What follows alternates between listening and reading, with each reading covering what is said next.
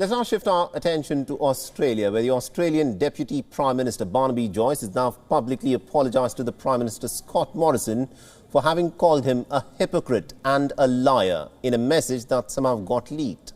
Barnaby Joyce said in his resignation offer that it was rejected by the Aussie Prime Minister. Listen in to what Barnaby Joyce has had to say on this entire controversy, where he's described his Prime Minister as a hypocrite and a liar. When it came to light a couple of days ago, I rang the Prime Minister immediately.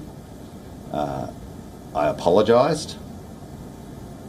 He accepted my apology. I offered my resignation, and he did not accept my resignation.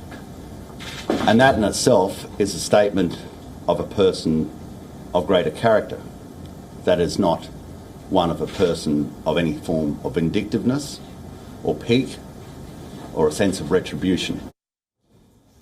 Barnaby Joyce is the head of the National Party, and also the National Party is the junior partner in Australia's coalition government.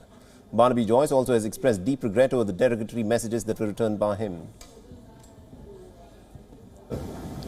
Last year, in March, I was approached by a number of people to help them.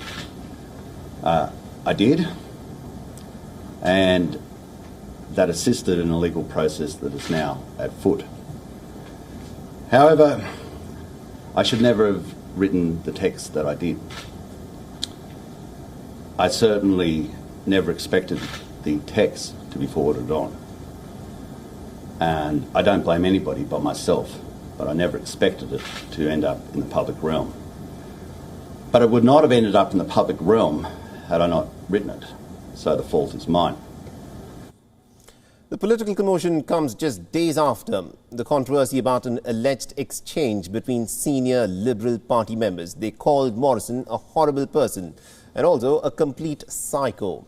In a 2021 message, Barnaby had written a message about Prime Minister Scott Morrison saying, and I quote him here, "He's a hypocrite and he's a liar from my observations, and that is over a long time."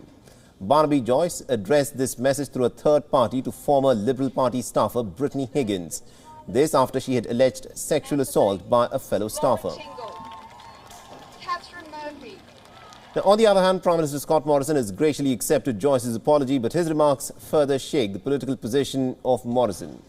The Prime Minister is set to call a federal election in the month of May. All this amidst approval ratings that have nosedived over Scott Morrison's pathetic handling of the Omicron-driven COVID outbreak in Australia. Of these things, then we're going to be able to... WION is now available in your country. Download the app now and get all the news on the move.